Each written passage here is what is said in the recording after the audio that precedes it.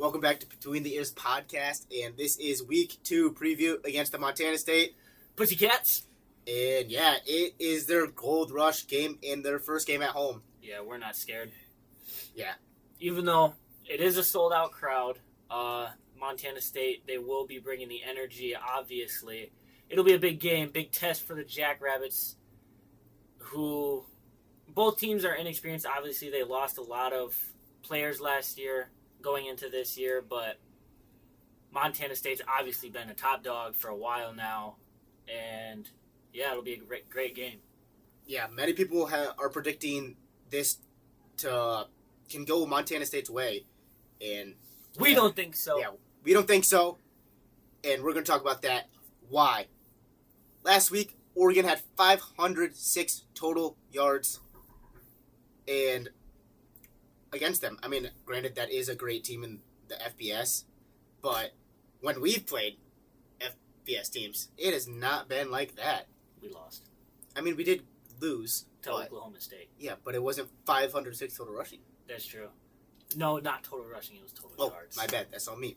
However, they are playing FCS now, and they have to start us off, they have a great running back tandem in, what's the guy's name? Adam Jones, I believe. Yep. And then Julius Davis, I think. Yeah, that old fart. Yeah.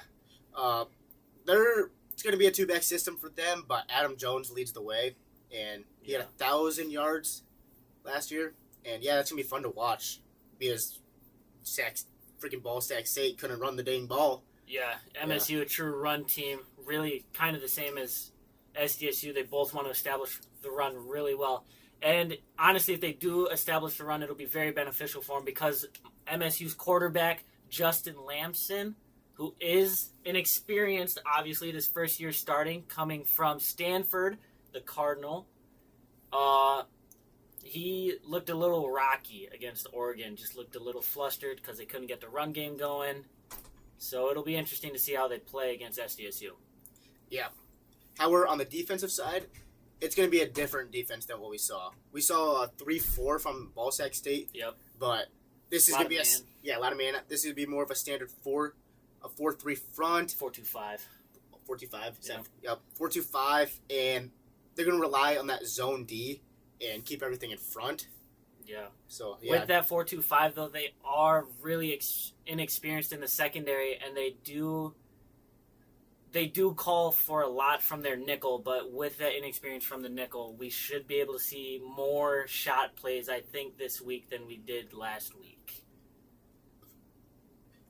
Excuse you. Thank you.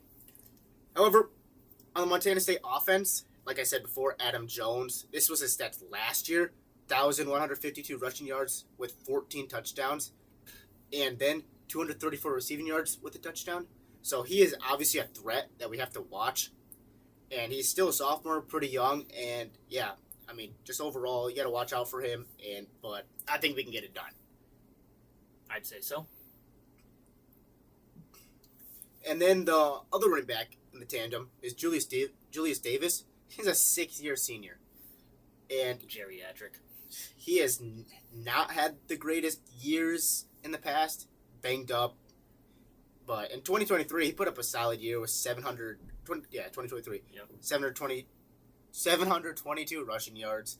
So that ain't bad, but it's not a threat as in Adam Jones. Yeah, he hasn't been the best running back as we can obviously see, but it is good that he can come in and give Adam Jones some rest, some needed rest for him. If I was an MSU fan, obviously I'm not, so I hope that Julius Davis does not come in the game. But obviously we're not scared of the running backs because we have maybe the best front seven in all the FCS. That is true. I mean, we saw what Kobe Claiborne did last week. He's got some moves to him. He does have some moves. A little Dougie in there. That's pretty clean. And then Mason's guy loves to talk about the Stanford transfer, Justin Lamson, and he has been kind of dookie. And I think we can feed on that. I mean, we saw our DBs. It was very 50-50. I mean, Jaden Oliver we saw was a dog, but sometimes the safeties can get sucked up to the front, and then the deep can be exposed. So hopefully we watch film and we can adjust on that. Yeah. They don't seem to take many shot plays anyways. It seems to kind of keep stuff underneath because of the run game, and usually they don't really have the receivers to take them deep. So I'm not really that nervous. Obviously, they're really good receivers. Taco Dowler coming back again. The guy's a stud. Obviously hasn't had the most impressive stats, but watch the tape. You put the ball in the guy's hands. He's gonna do something good. I mean, wow, yeah. that was real. I mean, he hit 107 yards with 12 receptions against Oregon. I mean, granted, they were probably throwing because they were behind by so much, but that's still pretty impressive, and we gotta lock him down. On the defensive side of the ball for Montana State, like I said before, allowed 506 total yards to Oregon. No bueno. But then their two leading tacklers were both two DBs, and that is not good. I didn't watch the game, and when your two leading tacklers are not linebackers, that usually means they can't tackle, or the offensive line is getting way up to the second line and blocking those linebackers up front and allowing the rushing game to go to the middle. That was very hard to say. Very inspiring. Yes. But yeah, having your DBs being leading tacklers, and if you did watch the game, you noticed their DBs were missing a couple tackles here and there, more than they should, obviously. So with them still being the leading tacklers, with all the missed tackles, it's not a good sight to see for Montana State. So I think SDSU can really use that to their advantage if they can be a little shifty. Yeah, and I believe they will have a bounce back game this year or against this week. I don't, because I mean their defense of line is supposed to be the best in the Big Sky, and that's led by Kenneth Eden the fourth, senior. And last year his stats were 10.5 tackles for loss with 9 sacks. That is very impressive, and I think that could bounce back this week, and we might see Kenneth Eden sack Chase Mason a couple times, because we did see that a lot against Ballsack State. Yeah, that was pathetic. Ballsack State getting 7 sacks. What is that? That's terrible. I rewatched the highlights today. Oh my goodness. Chase Mason, when there was pressure in his face, he just looked way too flustered, way too inexperienced. So hopefully that stops this week. But it'll obviously take time, so I'm not going to be too worried if it's not there. But definitely down the road, we're going to need it. Hope for the playoffs when we make it. Yeah. Going all the way to Vandy. And I'm going for sure. I already booked the tickets, we could say. No, you didn't. Okay, and the keys to victory for the game. We got to establish the run, and that's starting with the offensive line. 605 O's! And if we can get that going, especially on the road, that's going to be very hard to stop. Yeah. And then that establishes the play action, which I think we could be very good at, especially with a running quarterback like Chase Mason. Exactly. And the inexperienced DBs, they're going to bite on a lot of play action. They're going to be very, is it undisciplined? Indisciplined. What is it? What an idiot. But yeah, very undisciplined. Very undisciplined, and Lofton Ogroski might have a legacy game. Not Graham. Not Graham. I mean, we did see that. However, on the defensive side, we got to stay true to the run. Yeah, that's obvious. Yeah, I mean, with Adam Jones, their guy, we got to stop him and go from the run to the pass, because you stop one half the game, it's very hard to establish another half the game. Especially with Lamson being so inexperienced. And obviously you say that every week, stop the run. But for this week, it truly does matter. Because when Oregon stopped the run last week, Montana State had one form of offense, and it was this guy, Taco Dowler. So if we can do that, and then also just keep our eyes on Taco, I mean, they might not be able to get past midfield, honestly. They really don't have any other offense. So if we stop the run, stop Taco, only in the short game, I haven't really seen him go deep downfield that much. It's all just short, quick outs, get the ball in his hands, mesh routes. But we stop those, I mean, not too worried. Yeah, and then this week we have to be more better on the special teams. Yeah, that was smart. Jeez. Yeah, that was smart. We have to be better on the special teams Yeah. side of the ball. Oh my goodness! If they aren't, I'll go down there myself. I'll try out for a kicker. Might have to. Or punt returner.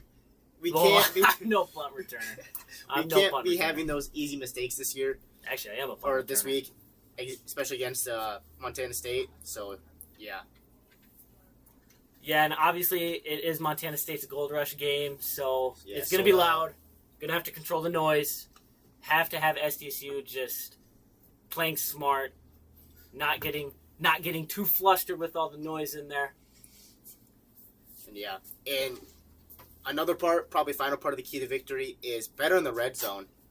We saw last week Maybe the worst red zone offense that was of all time. horrendous. Looked We like the Vikings in the red zone. fumbled, missed kicks. It Couldn't was just, punch it in from like 3 yards out. yeah, that was pathetic. And Can't happen. yeah, again. that can't happen, especially against a quality team like this. So overall, I say SDSU gets the dub, 24-17 against the Pussycats. And yeah, I have players like Chase Mason. I believe, for my predictions, 200 passing yards with a touchdown, along with 15 rushing yards, and he's finally punching it in with a rushing touchdown. No, he's not. We saw it so many times last week. He is getting it this week. No, he's not. But Julius Loffridge is still going to have a quality game with 100 rushing yards, and he's finally getting that touchdown. That might happen. And yeah, That's an easy prediction. yeah Though. I mean, it is easy. That's why I'm predicting it. I mean, That's a dumb prediction. I'm not gonna Nobody predict- likes easy predictions, man. yeah, but I'm not going to predict something that's wrong. That's going to be right. It's going to happen. Like Lofton Regressman, 4 receptions. He's going way Probably over one- that. Hey, just watch. 4 receptions, one rush, but 60 scrimmage yards. He's I mean, smashing that too. we'll see. But I think it's a bounce back game from Graham Gorey. No, it's not. This guy's getting 5 receptions for 50 receiving yards. Not happening. I think he'd be quality in that short passing game, Not happening. especially against that zone D. This guy's just a D1 hater. He He does only not for want a Graham. team. Only for Graham. Graham's not doing nothing. Hasn't impressed me at all. And then, especially with Chase Van Tol being out due to that targeting in the first half, I think Colin Machane's about to step up. And I'm predicting he's going to have 12 tackles and 2 TFLs. And yeah, Yeah, so going to my predictions here for my overall game score, SDSU's obviously taking the dub 28-24. And Chase's shitty predictions suck. Mine are cool. SDSU will have 1 successful hurdle in the game. like what kind of prediction is that? That's a great one. Lofton Ogroski will lead the team in receiving yards. That's obvious. That's not crazy.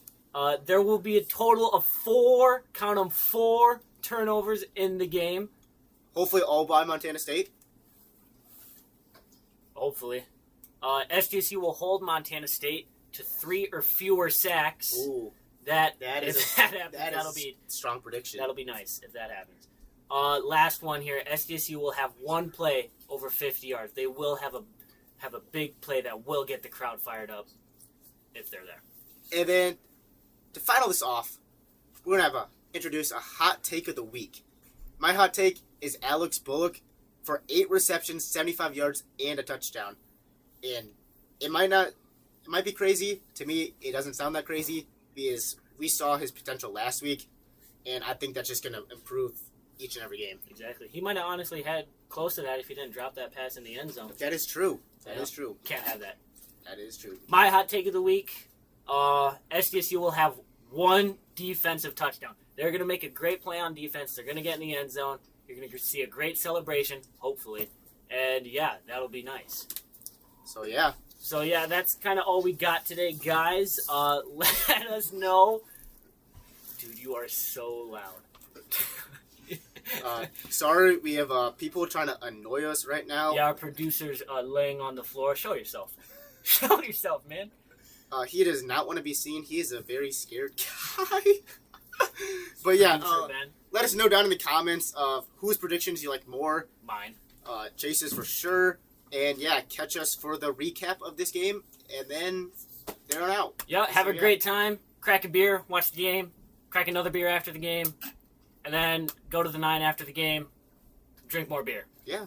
Go Jacks. Beer. Nobody's commenting.